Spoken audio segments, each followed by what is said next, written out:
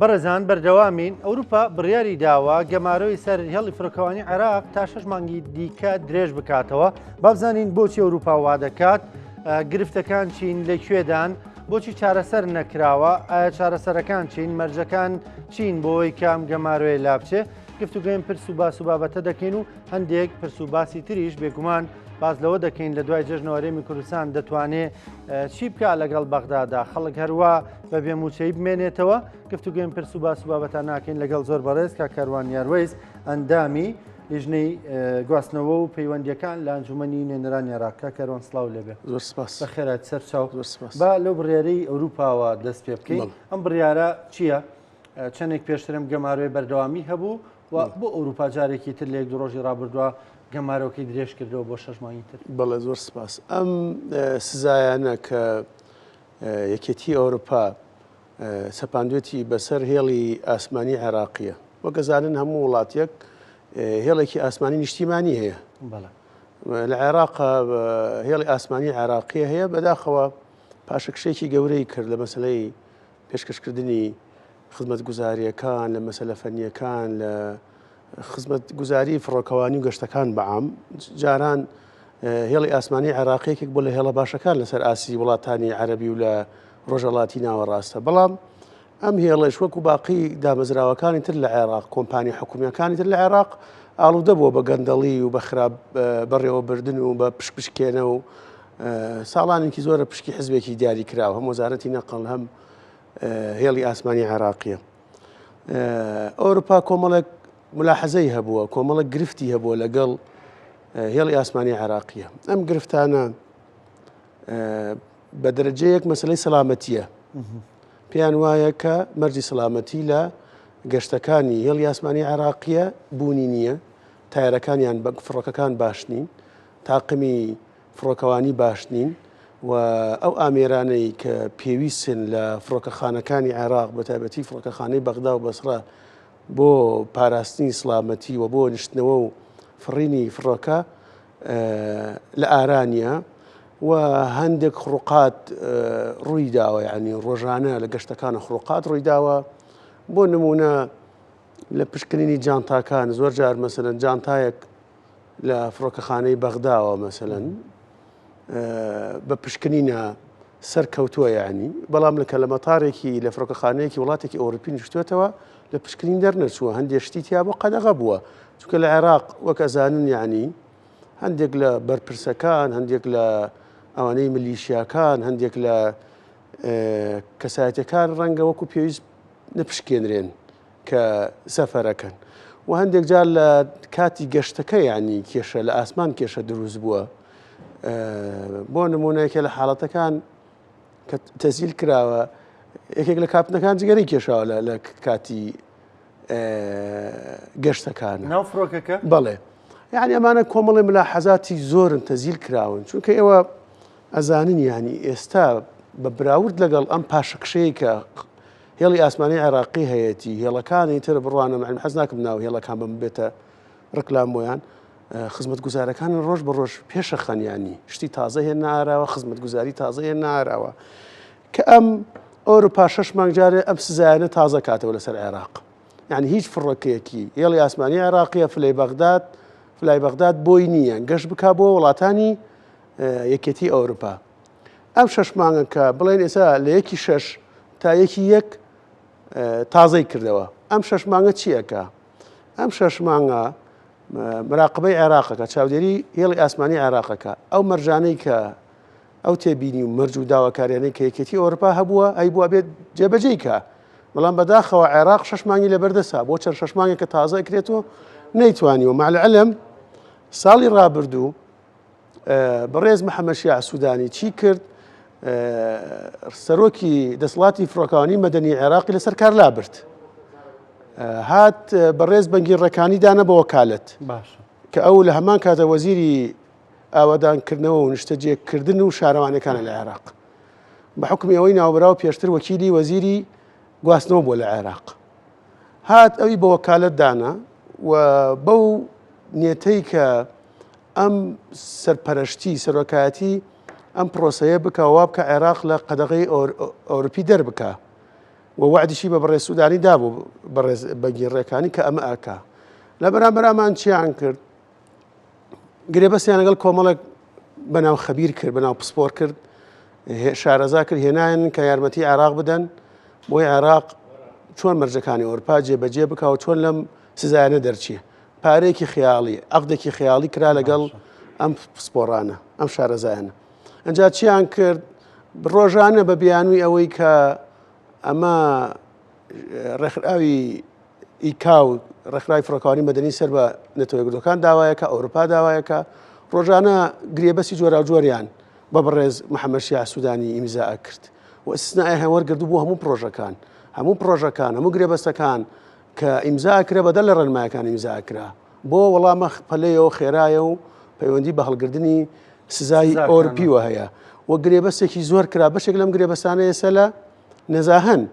هەفتەی ڕابردوو ئەم هەفتەیە بەڕێوەبەری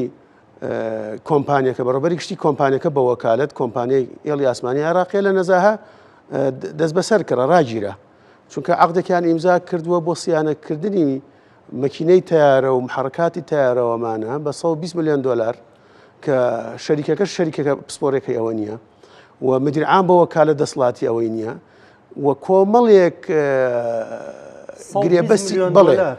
کۆمەڵێک گرێبەستی تر کە ئیمزا کراوە و هیچ با بڵێن هیچ جۆرێک لە ڕێنماییەکان لە پابەندیە یاسایەکانی تیاجێ بەجێ نەکراوە و یەکێکی تر لە خاڵەکان هەر بەم هۆیەوە ئەو پسپۆڕانەی کە گرێبەستیان لەگەڵا کردبوون بەڕێز محەممەد شیع سوودانیان وا تێگەیان کە ئەبێ بەڕێوەبەری گشتی هێڵی ئاسمانی عێراق کە لە کار لابراوە بهێننەوە چونکە ئێمە خوتۆمان لەگەڵەمە بڕێ هەنگاو بە هەنگاو کە ئێسەوە ئەوتان لاداوە ئەبێ بهێننەوە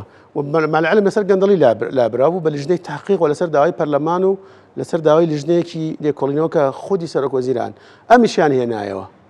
سەرنجام چی دروست بوو ئەم هەنگاوانە هەمووی بوو بە بڵقی ئاو سەر ئاو و یەکێتی ئەوروپا 6 مانگی تر سزاکانی درێژ کردەوە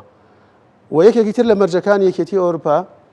تعدیلکردنی قانونی فڕۆکەوانی مەدەنیە لە عێراق لە 74 تعدیل نەکراوە ئەم هەموو پێشکەوتنە ڕوویداوە لە 74 تعدیل نەکراوە ڕەشنووسی تعدیلەکە ئەنجومی وەزیران ناردی بۆ ئێمە بۆ لیژنەی گواستنەوە گەیاندن بەڵام ئێمە دژی بووین بەلە حەزاتی زۆرمان هەبوو لەسەری یعنی بە جۆرێک نووسرا بووە کە تەزاڕبی سڵاحیاتێک لە بینی وەزارە لە بینی سوڵتەی تێرانی مەدەنی لە بینی مؤسساتی تر لە حکومەت وەوان نووسرا بوو بە ینی چۆن ئەڵێ دوورا بوو بە باڵای هەنی خەڵکە لەبەرەوە کێشە دروست بوو ئەو یاسایش بەداخەوە تعدیلەکە تێنەپەڕی لە پەرلەمانە ئێستا ماوەتەوەی عێراق ئەبێ خۆی چاکام 6 مانگە ئاەتوانێم 6 مانگە مەرجەکانی ناتوانن خواردووە بە هەدەرداوە ناتوانن کاکڕانکە هەنی عقد هەیە لە بڕواکەی مەتاری بەغدا ئەمنەی هەرێمی کوردستان گەندەڵی تێ ئەو مەتاری بەغدایە بۆ نمونە بەس فڕۆکەخانەی بەغداد بۆ نمونە هەنێشتی بەسیت لە سەردەمی سەدام حسێن لە مەسفای دۆڕەوە بۆ ڕێک ڕاستەوە خۆ بۆ ڕی بانزین سوتەمەنی ڕاکێشراوە دەفن کرا بۆ ناو مەتار یعنی بۆی یەکسەر لەوێ ئەمان لە مەسفایەکی حکومی بانزینەکە بکڕن ئێستا بۆ ڕیانە تەر کردووە بە تەنکەر بانزینە هێنراوە بە کۆمپانیایەک کۆمپانیەکە مانگی 4 میلیۆن دلار بەس قازانج لەوەکە بۆ نمونە ئەو کۆمپانیایی کە لە بەغداد لە مەتاری بەغداد با بڵێن ئەم خواردنی ناو تیارە ئامادەکە ئەو گرێبەستەی وەرگرتووە کە خواردن بۆ گەشتیاران ئەو خواردنەی کە درێ بە گەشتیارێک لە ناو تیارە مەسەلەن ئەم کۆمپانیایە چییە مەسەلەن مریش کە تەماتەیە خیارە لە بازار بە دیناری عێراقی کڕێ ئامان چون عەقدەکەیان بۆ کردووە بە دۆلار ئەم کۆمپانیایە مانگانە دەیان میلیۆن دلار لە بانکی مرکزی عێراق وەرەگرێ بە نرخی 132,000 دینار و دوایی لە بازاری فرۆشێتەوە کە داخلی ناو تیارە ئەبی زۆر جار لە ناو کیفی کورسی دانیشتنەکە مەسەلەن گۆڤارێکەیە ئەوی مەسەلەن چی تێ ناو تیارە بیکڕی سەعاتە کڕی بۆ نەکڕی زۆر جار شاحینەیەک دەوێ بیکڕی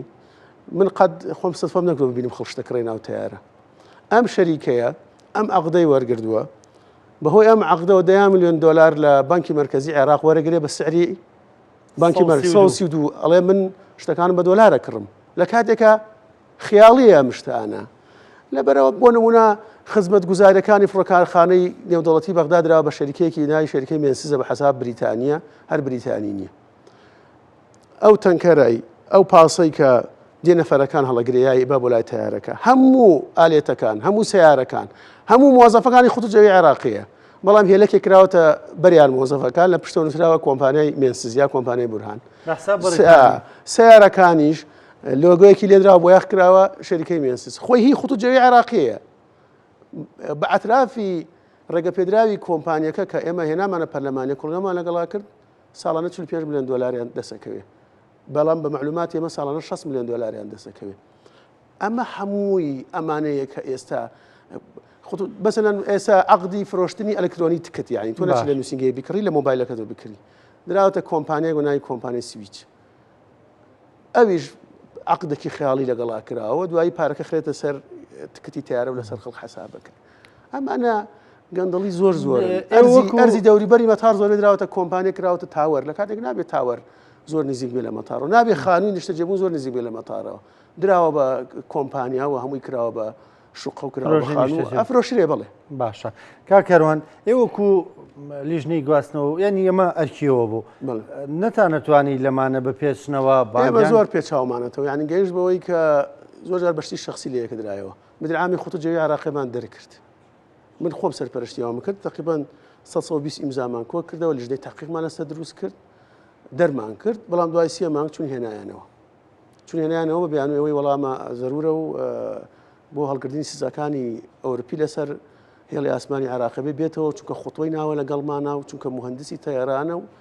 ئەمانە یەکێک لە کێشەکان کاگەڕانکووە دامەزراوەکان لە عێراق فرۆشرەیە یعنی بۆ نمونە من حزبی فڵانم کە ئەم وەزارە وەرەگرم وتر بە مڵکی خۆم ێزانم بە مڵکی خۆم ێزانم وە بڕوا ئەکەی حزب هەیە لە عێراقە حزب هەیە لە عێراقە کە ئێستا مثلا ئەمانە قوتی خەڵکی کوردستانیان بڕیوە دوو مەسئولیانەیە مەسئولێکیان هەیە بەس گرێ بەستە فرۆشیە مەسئولێکیان هەیە بەس پۆستە فرۆشیە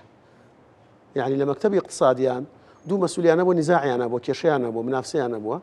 سەرۆکی حزبەکە بانگی کردوون پێی وتون وتوێتی من ئیشەکانتان جیاکەمەوە تۆ بەس گرێ بەسەکانە فرۆشی لەمەوە تۆش بەس مەنسب بە فرۆشی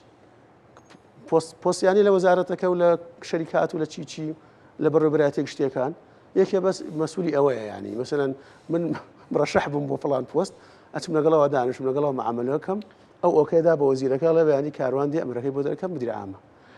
یعنی ئەم ئاسی گەندەڵەکان لە عێراق زۆر هەڵکەشاوە ئەمە ئەو عێراقی کە داوای حساب و کتاب و ڕقم و یعنی ئەم هەموو کۆدە لێ ماکە و ئەزانی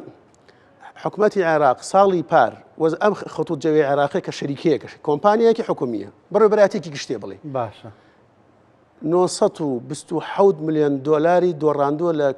لە دادگایەکی تحکیمی لە قاهیرە عقدی هەبوو لەگەڵ شەریکەی هۆرسی مسری 927 ملیۆن دۆلار بڵێ تۆ بڵێ ملیارێ دۆلار ملیارێک کات هەتا شتێکی کەمترە دۆڕاندویانە عقدی ئەم شەریکە مسری عقدی هەبوو لەگەڵ خوتوجەوی عێراقیە لەناو عقدەکە ئەم شەرتانەی تیابۆکە ئەگەر یەکێک پابند نەبێ ئەتوانێت بچێ بۆ محکەمەیەکی تحکیمی شەریکەکە مسریە محکەمە تحقیقیەکە لە مسرە وەکیلەکان محامیەکانی خوتوجەوی عێراق ژێر مسرین کەیسەکەیان فرۆشتووە 400,000 دۆلار حکوومەتی عێراقی 400,000 دۆلاری سەرف کردەوە بۆچی باشە بۆ محامیەکان بۆ محامیانەی کە بە حەساب تیمی محامین پارێزەرانن دیفاع لە خوتوجەوی عێراقی و لە عێراقەکەن 927 ملیۆن دۆلاری دۆڕاندووە عێراق کە موچەی یەک مانگی هەرێمی کوردستانە وڵا زیاتریشە لە موچەی مانگ و نیوەکی هەرێمی کوردستانە چونکە هەرێمی کوردستان کەمتر لە تریلیۆنێک دینار موچەکەیەتی بەڕێز محەممەد شیاح سوودانی داوای لە سەرۆکی مصر لە سیسی کردووە کە ڕێکەوتن بکەن لەسەری وەزیری خارجی عێراق چۆتەوێ چەند جارێک وەفدی تر چۆ لەگەڵ مسر ڕێکەون مصر من نادا بۆ عێراق ئەڵێ ئەمە قەراری محکەمەیە بێ پارەکە بن و ئەو کۆمپانیەکی کە گرێبەستەکەی بردوێتەوە کە محکەمەکەی بردوێتەوە مصر خرتێتە لیستی ڕەشەوەڵە لە سەر بە ئەخوانە کەواتە پارەکە چێ بۆ دەوڵەتی مسری ئێستا ئاخر جارتویان نەوتانە دەینە پارەمانە بیدەین نەوتی ڕەشتانە دەیدێ مەسر لەبەرەوە ئەم گەندەڵانە زۆرە یعنی ئەمە بەشێکێتی منەیزانم و بەشێکێتی کە ئێستا بیرمە باسیەکەم ئەگەر ئێمە پێمانی وەکو دەڵێ دەستم هە لە هەویرە هەرەوەنم لە تۆ ژیانی هەر ئەوەی کە من بە حکمی لژنەکەم کە لێ بوومە کە لە لژنەی نەقڵ و ئەتەساڵاتم ئەوەی لێزانم کە ئەوەی هاتوتە بەردەم ئەمە بەس لەوێ ئەم هەموو گەندەڵی و بەهەدەردانە هەیە. کەم وەکالەتی خۆتوت جەوی عێراقیە لە وڵاتان بڵێ وەکیلی خۆتوت جەوی عێراقی لە مەتاری تاران لە مەتاری بەیروت لە دووبەی کەم وەکیلێ نەفرۆشرابێ مثلا سبەینە فلان کەس ئەبێ بە وەکیلی بە مدیری نووسنگەی خۆتوت جەوی عێراقی بوون لە دووبەی ئەمە بە ئاسانی نییە فرۆشری هەمووی فرۆشریە ئەنجا وەرە تۆ گرێبەسی کڕنی تیارەکان کە هەر تیارێک بە چەند ملیۆن دۆلارێکە کڕێ گرێبەسی کڕینی تیارەکان بزانە چەند تیارە کراوە یەک گەشتی پێکراوە ئێستاش لە تونوسە تیارەکە جێماوە لە تونوسە تیارەکە جێماوە ئەو تیارەکە کراوە تەبیعەتی مەحڕەکەکەی مەکینەکەی لەگەڵ جەوی عێراق و لەگەڵ وڵاتانەنا یەک گەشتی کردووە لە وڵاتی تونس فڕێدراوە شەریکەکە نایەسیانێکە گواستنەوەکەی بهێنەوە بۆ عێراق و چاکیکردنەوە زۆر خیاڵیە ئەمانە هەمووی کەیسە ئەچێتە نەزاها هەمووی کەڵەکە ئەبێ و وازی لێ هێنری ئەمە و عێراقەیە کە گەماروی ئێمەیدا و موچە نانێرێ وەڵێ حەق و حسابیەوە ساف نییە جا خۆ گەروا بێ ئێمە هەرێمی کوردستان و دەسەڵ بەو هەموو گەندەڵیەوە هەر بە سەدا و شۆرا و نەڵێن براودی باشترکەین براوردی خراپ و خراپترکەین عێراق زۆر لە هەرێمی کوردستان خراپتر باش پێتەڵم بەس مەتاری بەغاونی هەرێمی کوردستان گەندەڵیتی وەزعی هەرێمی کوردستان ڕێژەی گەندەڵێکە لە هەرێمی کوردستان لەگەڵ عێراقا هی عێراق زۆرترە براورد ناکرێ خیاڵیە يعني ئەوان بۆ منە کاگەڕانکۆ یعنی نەشت بە ئێمە فرۆشتنەوە من ئەمە دیفاعنی لە هەرێمی حکوومەتی هەرێمی کوردستان حکوومەتی هەرێمی کوردستان مسبب بووە کە ئەم بەزمە دروست بێ یەکەم مسبب بووە نەیتوانیە خۆی ئیدارەی مەلەفی اقتصاد و مالی خۆی بدا کە نەوتی فرۆشتووە کە داهاتی هەبووە نەیتوانێت بە شێوەیەکی باش ئیدارەی بدا گەندەڵیتیانە بێ خۆی موچەی خەڵکەکەی خۆی بدا دەستمان لە دەستێمان نەبێت یعنی نەچێتەوە بەغدا نەچێت داوا لە بەغا بکە ئەمە یەک دوو کە چۆتەوە داوای لە بەغاش کردووە لەگەڵ بەغاش ڕێککەوتووە محکەمە قەراری داوە و قانونی بوجەمانەیە نەهاتوە بەشێکی تەنفیزکە نەهاتوە بەشێکی تەنفیزکە ئەگینا قمەی عەرەبی چەند ماوەیەک لەمە چەند ڕۆژێک لەمە بەرکرا یەک ڕۆژ 600 ملیۆن دینار سەرفکرا موچەی مانگێکی هەرێمی کوردستان لوتکەی عەرەبیشتان بینی لوتکێکی سەرکەوتو نەبوو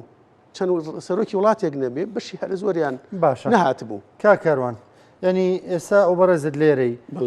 بابەتەکەمان مەسلەی گەمارۆکانی سەر هێڵی فڕۆکەوانی عێراقی بوو بەڵام ئێستا ڕەنگە خەڵک بڵێ گوێی خۆیان لێ خەواندووە و بزانە باسی موچەکە هەر ناکەن هەرێمی کوردستان دەتوانێت چی بکایەوە نوێنەرانی خەڵکن لە بەغدا یانی چی دەکەن هەروە لێ دەگەڕێن وەروە بەیان نامە دەرەکرێ و دەڵێن نابێ و وڵاهی خۆی بەداخەوە لە دوای جەژن چێکرێ جارێ ئێمە وەکو پەرلەمان کاک هیچ بەرچاوڕوونی جار خەڵک ئەرکی ئێمە نازانێ ئێوە شتان چێ بۆ موچەکە ناهێنن کاکە گیان ئێمە ئیشمان یاسادانانە لە مەسلەی یاسادانان لە یاسای بوجە پشکی هەرێمی کوردستانمان یەکلا کردەوە و کێشەی موچەمان چارەسەر کرد وتیان نەوت هەناردە بکرێ کێشەیە لە قانونی موازنە قانونی موازنەمان بۆیان تعدیل کرد مادەی 12 بۆی هەناردەی نەوتی هەرێمی کوردستان دەست پێ بکاتەوە خشتەی بوجە هاتووەتە پەرلەمان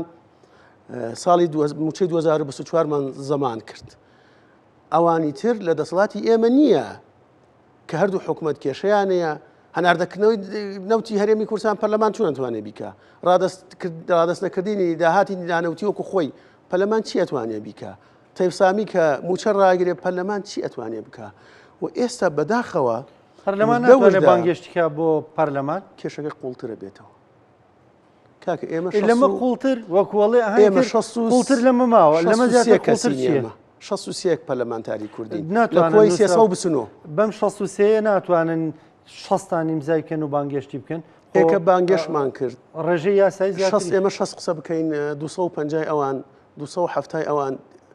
دژی ئێمە قسەکە کێشەکە ئەبێتە مزایدەی سیاسی و حملەی انتخابات و ئەم بە زمانە مزایدە لەمە زیاتر ئەوە خەڵک معاشەکە هەر ئەڵێ ئێمە نەماوە ئێمە کاگڕانکۆ بەداخەوە وردە خەریکە تەعبێکی گەورە لەسەر ئاسی پەرلەمان و ئەعلام و سیاسەکان لە عێراق هەیە ینی بە ئیتاری تەنسیقی و بە تەیفسامی و بە سوودانی بۆوانەشۆ نەوەستاوە بەشێکی زۆر لە پەرلەمانتارەکان ئەمڕۆ پۆستیان کردووە و قسە ئەکەن و ئەوانە و ئەڵێ ئیتر تەواو کاتی نەما ئیتر ئێمە داهاتی خۆمان نادەین بە هەرێمی کوردستان پەرلەمانتارانی وەسەط و جنوب ئەڵێ ماو نییە بیخۆین نان نییە بیخۆین و بێکاری هەیە و نازانم چی هەیە چی هەیە نابێ پارێ خۆمان بدەین بە هەرێم خەریکە شتەکە سەر کێشەیە بۆ شتی خراپتر بۆی ئێمە باشترین شت ئەوەیە